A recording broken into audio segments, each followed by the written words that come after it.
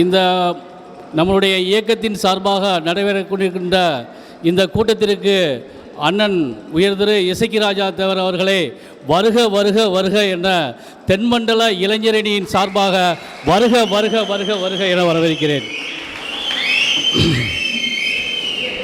நம்முடைய சமுதாயமானது இப்பொழுது மிக மிக எழுச்சியான ஒரு பாதையில் சென்று கொண்டிருக்கின்றது.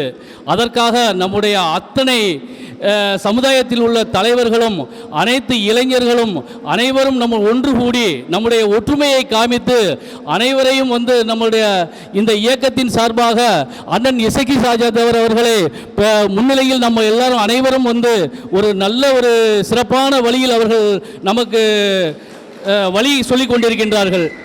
எந்த கூட்ட மேடையிலாவது எந்த தலைவராவது இந்த மாதிரி நம்ம இளைஞர்கள் யாரும் மது அருந்தக்கூடாதுன்னு சொல்ல மாட்டாங்க.